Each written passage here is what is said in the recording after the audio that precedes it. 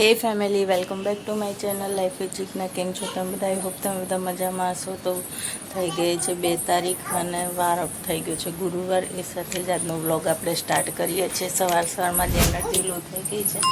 આવી ગયા શ્રીજાબેન. Hello Shreeju, good morning. આ શું છે? પોપ કોણ લાવ્યું તું? બા લાવ્યા હતા? સાચે?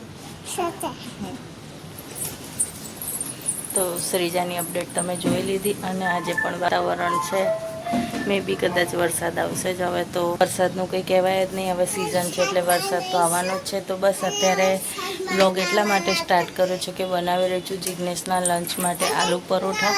તો ચલો, હા વરસાદમાં નાવાનું છે તો આલુ પરોઠા બનાવવાના છે. તો હવે એની પ્રિપરેશન મેં અડધી ઉપર કરી દીધી છે. હવે બાકીનું ચાલુ કરીએ બનાવવાનું અને એમને લંચ પેક કરીને ઓફિસ મોકલીએ આપણે.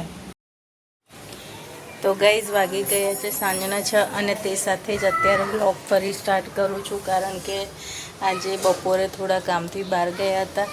એ કામ શું છે એ આગળ વિડીયોમાં તમને જણાવીશ. અત્યારથી જાહેર નથી કરવું. અને બાકી આજે મસ્ત આઈબ્રો કરાવી દીધી છે અને ચકાચક તૈયાર થઈ ગયા છે. કારણ કે અત્યારે ચાલે છે શ્રીજાનું બર્થડે વીક. શ્રીજાનું મંડે બર્થડે છે એટલે અત્યારથી હું મારી પ્રિપરેશન કરવા લાગી છું. અને હવે સાંજના જમવાની તૈયારી કરવાની છે. આજે તો બધાનું ફેવરેટ વઘારેલી ખીચડી બનાવવાની છે તો એ બનાવીશું.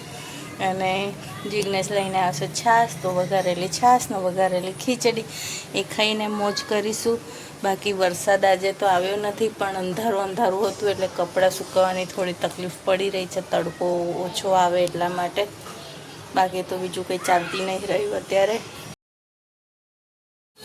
તો ગાઈઝ વાગી ગઈ છે રાતના 9 અને તે સાથે જ આજનો બ્લોગ એન્ડ કરીએ છીએ. તો વિડીયો પસંદ, હા, અને શ્રીજા ટીવી જોવે છે. તો આજનો બ્લોગ અહીંયા જ એન્ડ કરીએ છીએ. વિડીયો પસંદ આવે તો વિડીયોને લાઈક કરજો. ચેનલમાં નવા હોય તો ચેનલને સબસ્ક્રાઈબ કરવાનું ભૂલતા નહીં. મળીએ કાલે એક નવા વિડીયો સાથે. ત્યાં સુધી આપ સૌને જય શ્રી કૃષ્ણ.